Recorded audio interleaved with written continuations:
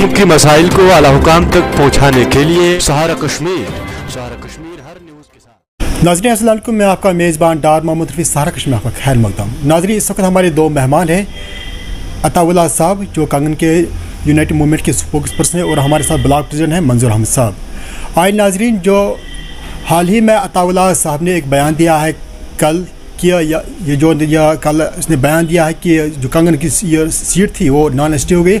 इसके बारे में से कुछ कल बयान दिया। आए नाज़रीन से बात करते हैं, उसके ख्याल जानने की कोशिश करें इसके बारे में। अताम साहब अस्सलाम वालेकुम। वालेकुम सलाम, शुक्रिया। अताम साहब, जो आपने कल एक बयान दिया था सोशल मीडिया पे कि यहाँ पर हमारे साथ जाती हो रही, इसके बारे में बताइए वो क्या थी। देखिए, मेरे इस बयान को कुछ समझने की गलत कोशिश की गई है। मैंने ये नहीं कहा कि ये एसटी रिज़र्व क्यों हो गई, अलबत्त ये किया कि पिछले अगर 70 साल से जब से डेमोक्रेटिक प्रोसेस शुरू हुआ है तब से ये सीट जो है ये एसटी के पास रही है, एसटी का कैंडिडेट रहा है।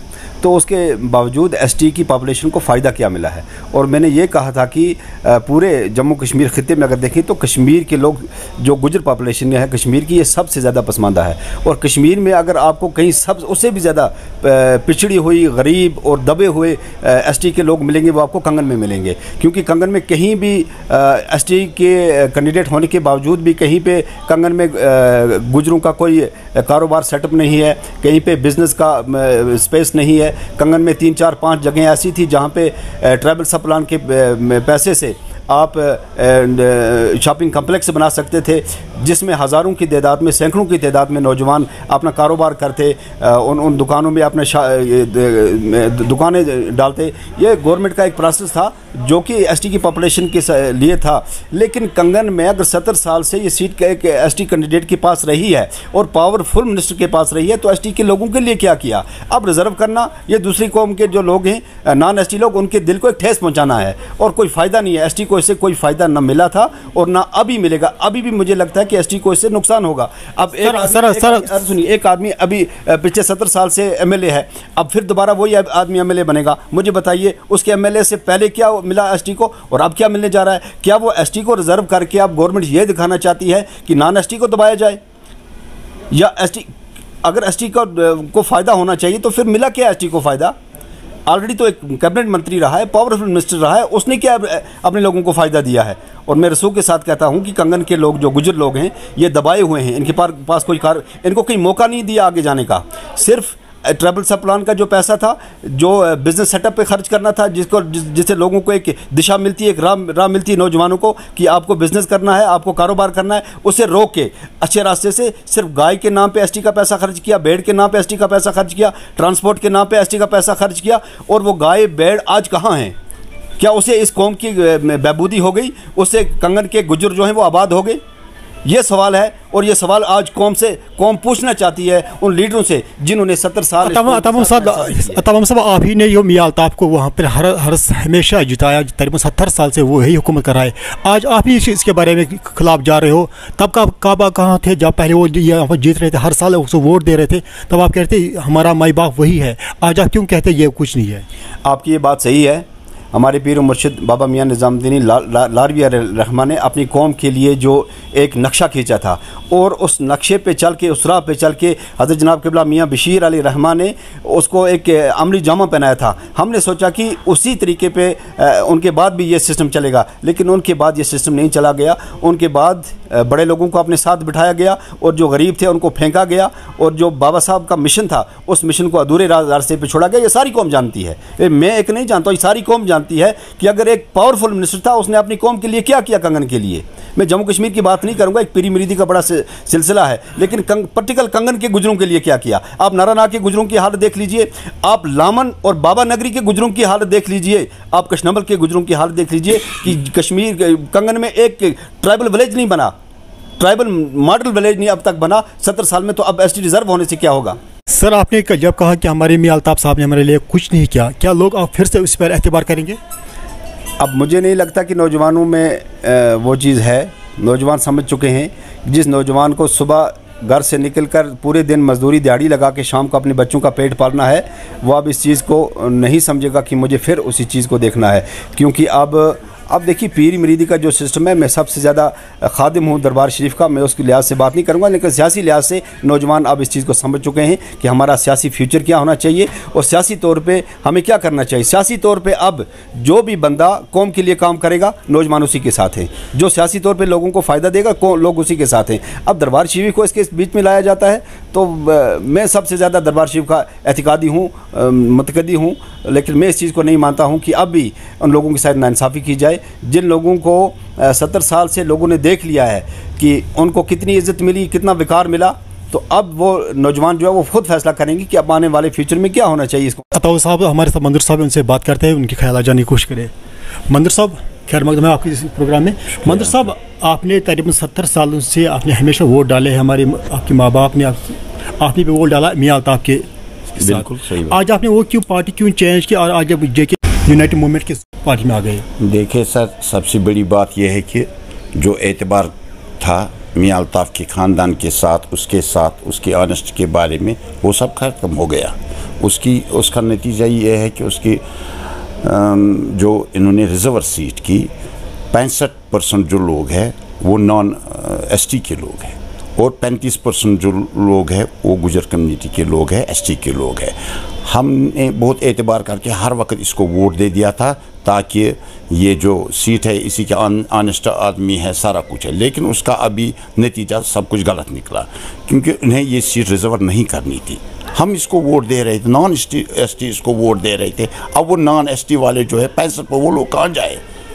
क्या मकसद था इनका? क्या भेदभाव करना था? क्या नफ़रत पैदा करनी थी दो कौमों के बीच में, जबकि हम सब मुसलमान हैं? हमने दिल से कौम की बात कर, दिल से हमें लगाव लगाना था। हर किसी अपने कौम का जो एक नुमाइंदा होता है उसका कोई भेदभाव नहीं होना चाहिए, उसका कोई अपना कम्युनिटी दूसरे कम्युनिटी को अलग निकाल। सर अगर ये सीट एसटी हो गई है तो आपको इससे क्या प्रॉब्लम हो जाती है? आप देखिए ना, जो हम एतबार जो था वो ख़त्म हो गया। इसको एसटी करने की ज़रूरत क्या थी जबकि हम इसको वोट देकर नुमाइंदा चुन रहे थे? इससे हमारे दिल को ठोस पहुँची क्योंकि अभी ये एसटी अगर हम वोट डालें या ना डालें, हमारे वोट डालने का कोई मकसद ही अब नहीं रहा। ये रिजर्व हो गई सीट, हमारी कम्युनिटी से कोई इसके मद्दे मुकाबला आ नहीं सकता है, जिससे अपने जो हमारे हुकूक थे, जो हमारे बोलने का हक था, कोई हमसे ज़्यादती करे तो हम उसके खिलाफ बोले, अब वो रहा ही नहीं। कोई भी ज़्यादती हो जाएगी हम बोल नहीं सकते हैं, हमारा कोई नुमाइंदा नहीं है। इससे बड़ी ज़्यादती है क्या हो हमारी कौम के साथ? आपने जो यूनाइटेड मूवमेंट की ये पार्टी ज्वाइन की, आपको लगता है कि आपके ये मसले मसाइल को हल करेंगे? जी बिल्कुल, बहुत हमें उम्मीदें हैं, बहुत सी उम्मीदें हैं। और हमारा लीडर जो है ये बहुत मुखलिस लीडर है, हमने उसको 20 सालों से परखा है। और मैं वो बंदा हूँ, जब ये कांग्रेस के साथ था मैंने कहा था इसको आप नेशनल कॉन्फ्रेंस में जाए, आपका फ्यूचर वहीं है। लेकिन बाद में क्या हुआ, नेशनल कॉन्फ्रेंस से हम निकले नहीं, हमें निकाला गया। और जो भी मैं अपनी बात करूँ कंगन कॉन्स्टिट्यूंसी का, जो भी सीनियर डेलीगेट थे उनको निकाला गया क्योंकि मियां अल्ताफ चाहता नहीं था किसी बोलने वाले को हम बोलने दे दे। उसको वही था कि जो मेरा बात माने, हमें कोई बोलने का हक ही नहीं अब रहा, कुछ भी नहीं रहा, तो हम कहाँ जाए? इसलिए हमने अपना नुमाइंदा। सर 70 साल से ये जो कंगन की सीट है वो मियां अल्ताफ की रही है और आज तक वहाँ पे किसी ने आज नहीं जीता। अब आप कहते हो कि अब हम वहाँ के जो यूनाइटेड मूवमेंट की पार्टी आपने ज्वाइन की उसके लीडर वहाँ पे उठाएंगे। देखिए सर, आपको लगता है वो जीतेगा, उसके खिलाफ जाएगा? मैं एक बात बता दूंगा कि मियां अल्ताफ साहब अपने रसूख पे वो सीट नहीं जीतते थे। वो बाबा साहब था जिनके पास कोई भेदभाव नहीं था। उस वक्त तक वो जिंदा थे और हम उस पर एतबार करते थे क्योंकि ये गदी थी, ये हम पीर मुर्शिद मानते भी है, मानते भी रहेंगे और ये हमारा बहुत एतबार था। उस एतबार को जो है मियां अल्ताफ ने सारी तोड़ दिया हमसे। अभी वो बात ही नहीं है कि मियां अल्ताफ सब जीतेंगे। अभी हमारा नुमाइंदा जीतेगा चाहे वो गुजर कम्युनिटी से ही होगा। और मुझे ये जो अताउल्लाह साहब हमारे हैं जिन्होंने वो कल बयान ले लिया था, वो मुखलिस हैं, हमने उनके साथ 10 साल गुजारे हैं, हमें पता है वो किस कम्युनिटी के बारे क्या सोचते हैं। उन्हें बहुत नफरत हो गई कि ऐसा करने से, हालांकि उन्हीं के पास उनको फ़ायदा जो भी था, हम चाहते थे कि अगर 70% वो बैकवर्ड जो कम्युनिटी है उसको फ़ायदा मिले, हमें 30 ही मिले, हमें उस पर भी एतबार था। लेकिन उस एतबार को ख़त्म किया गया, अब इस पे हमें कोई भरोसा नहीं। साहब आपका बहुत बहुत शुक्रिया, आपने अपना कीमती वक्त दिया। अब हम जाते हैं फिर से अताउल्लाह के पास, उसी ख्याल जाने खुशी। अता साहब, आपके ख़ानदान ने 70 साल से मियां अल्ताफ का साथ दिया है, आज आप कहते हो हम उसका साथ नहीं देंगे। क्या आपको लगता है जो आपकी पार्टी, आप इस फोकस पर्सन हो जेके यूनाइटेड मूवमेंट के, लगता है वो आपको कामयाबी मिलेगी? देखिए कामयाबी, क्योंकि जब आपकी कम्युनिटी है वो सिर्फ एतबार करती है मियां अल्ताफ़ पर। देखिए हम कामयाबी जो है ये लोगों के हाथ में है, और इसमें सच है कि हमारी कम्युनिटी ने ही अल्ताफ़ साहब को वहाँ पे कामयाब किया और बार बार कामयाब किया, लेकिन कम्युनिटी के लिए क्या किया वो लोगों ने देखना है। आप मुझे बताइए कि मैं बार बार कह चुका हूँ कि जिस कम्युनिटी को आगे लाने की ज़रूरत थी, जिस कम्युनिटी को बिज़नेस दिखाने का ज़रूरत थी, जिस कम्युनिटी को दुनिया के साथ जोड़ने की ज़रूरत थी, जिस कम्युनिटी को एजुकेशन देने की ज़रूरत थी, उसी कम्युनिटी के बलबूते पर अगर वहाँ पे नेशनल कॉन्फ्रेंस की सीट निकलती रही तो फिर उस कम्युनिटी को मिला क्या। आप बजाते खुद जाके ग्राउंड पे देख लीजिए कि जिन इलाकों के मैंने नाम लिया है, अंदरवन को देख लीजिए, छतरपुर को देख लीजिए, कशनमल, बाबा नगरी और नारानाको, खानन, इस इलाके के लोगों को देख लीजिए। अभी भी वहाँ पे स्कूलों का स्ट्रक्चर जो है वो नहीं बना, तो तालीम जब नहीं आई तो लोग आगे कहाँ से निकलेंगे। अगर 70 साल में तालीम का निज़ाम नहीं ठीक हुआ तो कौम के लिए क्या किया है। अब लोगों ने किस बुनियाद पर वोट दिया था? लोगों ने इस बुनियाद पर वोट दिया था कि हज़रत जनाब किबला मियाँ बशीर अली रहमा की नज़रियात को वोट दिए थे। ऐसा नहीं कि कंगन में नेशनल कॉन्फ्रेंस को वोट मिलते थे।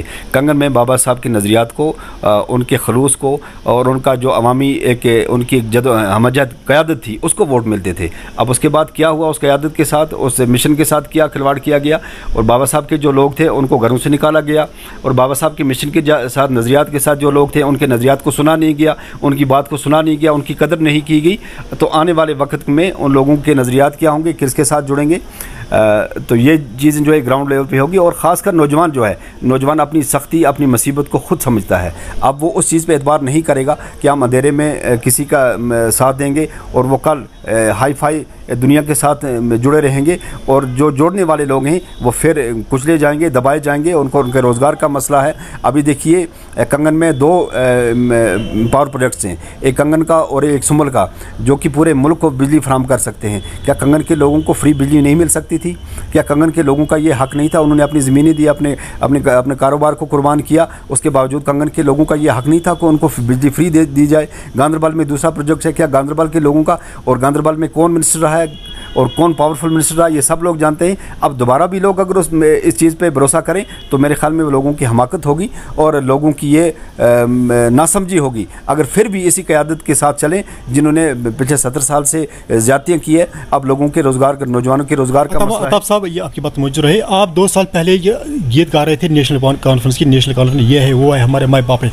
आज आप कहते हो कि 1 साल से नेशनल कॉन्फ्रेंस कुछ नहीं, उसने कुछ नहीं किया हमारे लिए, आप ये क्यों कर रहे हो? आपको इस सीट की लालच है?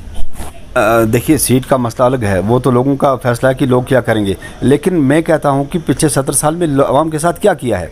मैं अपनी अगर जवाब नहीं, आपको इस सीट की लालच, आप पहले 2 साल पहले कह रहे थे नेशनल कॉन्फ्रेंस सब कुछ है, उस वक्त आप नारे दे रहे थे। आज आप कुछ महीनों से, जब से JK यूनिट मूवमेंट या पार्टी बनी, अब आप कहते हो जो कुछ है यही है। देखिए सबसे पहले मैं तो नेशनल कॉन्फ्रेंस के साथ था ही नहीं। मैं तो नेशनल कॉन्फ्रेंस के मिशन से, नेशनल कॉन्फ्रेंस की कारकर्दगी से ही नाराज़ हूँ, क्योंकि इन्होंने लोगों को धोखा दिया, अटानमी का धोखा दिया। इन्होंने कौन कौन से धोखे नहीं दिए, जम्मू कश्मीर के लोगों को के जज्बात के साथ कौन कौन सा खिलवाड़ नहीं किया। हम जो लोग थे, हम थे बाबा साहब के मिशन के साथ, बाबा साहब के नज़रियात के साथ, उसी नज़रियात के साथ चल रहे थे। और 2014 में ये सबको समझ आ गया कि उस नज़रियात के साथ खिलवाड़ किया गया है। जब बाबा साहब ने सियासत से अलाइदगी अख्तियार की, उसके बाद बाबा साहब के मिशन की कोई कदर नहीं की, और 2014 में ही पता चल गया था कि आने वाले वक्त में क्या होगा। और आप देख लीजिए कि आने वाले वक्त में नौजवान क्या फ़ैसला करेंगे, चाहे वो ST के हों या नॉन ST के हों। आपका बहुत बहुत शुक्रिया, आपने अपने कीमती वक्त शुक्रिया। नाज़रीन, ये थी हमारे साथ spokesperson JK united movement Ataullah साहब और block president JK united movement Manzoor साहब। उन्हें अपना कीमती वक्त दिया। नाज़रीन, दी इजाज़त, खुदा हाफ़िज़।